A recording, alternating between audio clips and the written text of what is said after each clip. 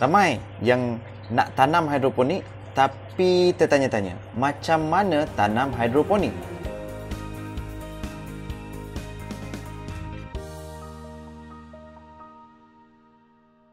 Hai guys, bersama saya lagi Ashraf di Macam Mana TV.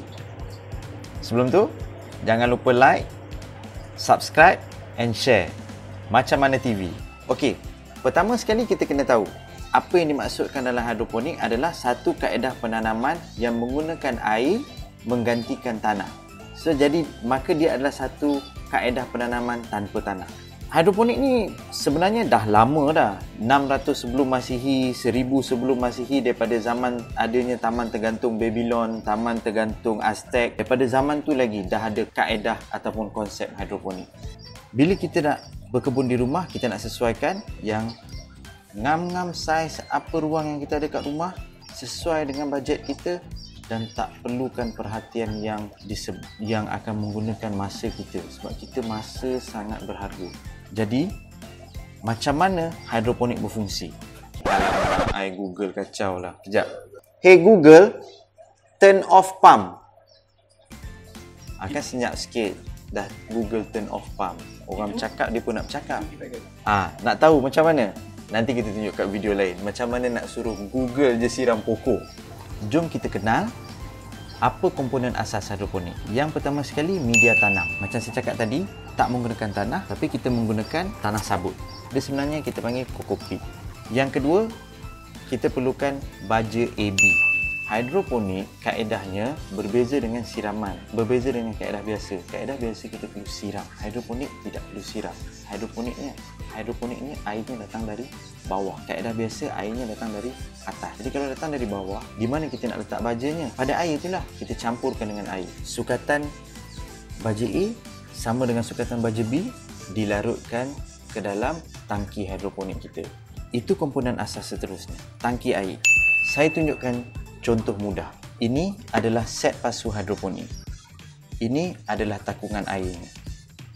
Air yang dicampurkan dengan baja AB sebanyak 5 liter, baja A 10 ml, baja B 10 ml ke dalam 5 liter air ke dalam tangki takungan ini. Di atasnya kita akan letakkan kokopit. Di bahagian bawah ni kita akan masukkan kokopit juga, dimampatkan ke bawah dan dipenuhkan sehingga paras ini. Bila air penuh, kokopit tu akan menyerap air yang mengandungi nutrien itu tadi yang dilarutkan dengan baja AB dan akan disalurkan kepada media. Dan apabila air penuh, floater ini akan memberikan petanda kepada kita bahawa air penuh. Kalau air dah habis, floater akan jatuh. Betapa mudah, tak perlu risau pokok tak siram. Hidroponik akan menyelesaikan masalah you all. Ini set pasu hidroponik boleh dapatkan RM45 sahaja, siap dengan kokopit, siap dengan baja AB. Tekan link di bawah. Kalau ada ruang besar sikit, boleh pakai set macam ni. Tangkinya boleh dapat sampai 15 ke 25 liter. Jadi sekali bancuh baja AB ke dalam tangki ni boleh tahan sampai sebulan, baru kita kena isi balik. Dan dia ada 4 pasu. Kita boleh tanam 4 pokok. Pokok apa kita boleh tanam? Anak pokok pun boleh dapatkan dengan saya. RM2 ke RM3 sahaja. Ada cili bara, ada cili besar kulai, ada bayam Brazil, ada terung. Uptown Nilai Square. Hujung minggu jumpa ya. Ini dia pasu hidroponik. Ini yang saya katakan. Air itu akan mengalir dalam lapisan yang nipis di bahagian sini. Disalurkan melalui pump daripada tangki ni ke atas, sekelit dan overflow turun balik ke dalam tangki. Jadi air yang telah dibancuhkan dengan baja AB itu tadi akan diserap melalui lubang-lubang ini ke kokopit lalu ke akar. Jadi inilah konsep hidroponik. Air itu dibekalkan sepanjang masa menggunakan pump. Pump ini kita letakkan dalam tangki, kita salurkan melalui pipe, kita kawal menggunakan valve ke belakang, sekelit dan overflow turun balik ke dalam tangki. Dan yang terakhir, kita perlukan matahari yang cukup, sinaran matahari yang cukup untuk daun melakukan proses fotosintesis untuk menghasilkan makanan kepada pokok, untuk menghasilkan bunga dan buah dan tumbesarannya. Untuk penjagaan pokok, saya ada menggunakan beberapa produk yang saya semburkan kepada pokok. Oligokitosan sebagai penggalak akar. Untuk penggalak bunga dan penggalak buah, kita menggunakan ekstrak rumpai laut. Kita tak menggunakan racun kimia, tetapi kita menggunakan kawalan serangga ataupun insecticide. Kan yang kita katakan tadi yang kekurangan ialah trace element. Jadi untuk tanaman hidroponik saya menggunakan completed trace untuk melengkapkan unsur-unsur yang kurang tadi, di mana unsur-unsur itu sepatutnya datang dari tanah.